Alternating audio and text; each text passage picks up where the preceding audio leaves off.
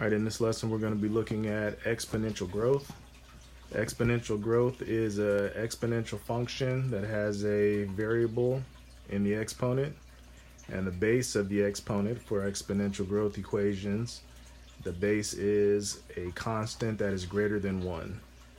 For example, y equals 2 to the x power is an exponential growth function. Here's the standard format for an exponential growth function, where a demonstrates the vertical stretch or compress of the function, b is the growth factor, h translates the function left and right, and k translates it up and down.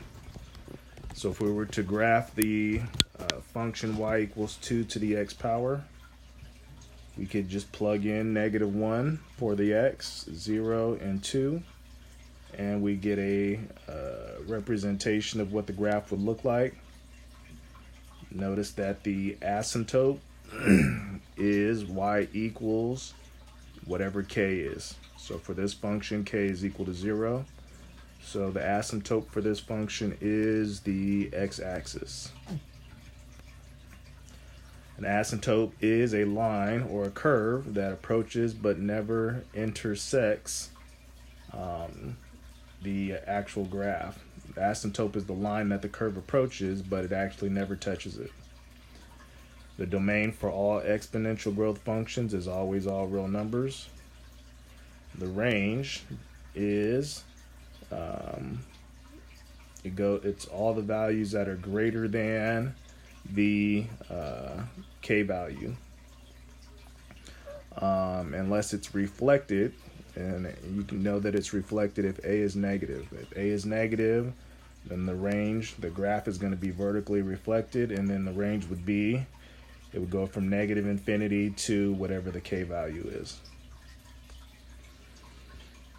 All right, so for this example, we want to identify the domain, range, asymptote, and a couple of points on the graph.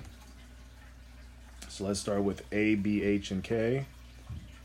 For this function, a is -3, b is 2, h is -2, and k is 0.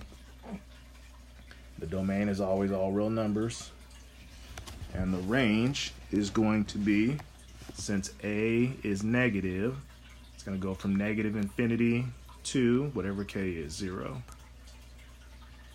And the asymptote is always y equals whatever k is.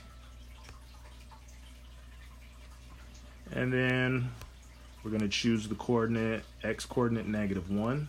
Whenever x equals -1, -1 plus 2 is 1. 2 to the first power is just 2. 2 times -3 is -6. And let's choose -2 for our second x coordinate. -2 plus 2 is 0. 2 to the 0 power is 1. 1 times -3 is -3. And this is next example. Again, we want to identify a, b, h, and k. A is -1/2. B is 2. H is -1. And k is -1. The domain is always all real numbers. And since this function is being vertically reflected also, the range is going to go from -infinity to whatever k is. So -infinity to -1.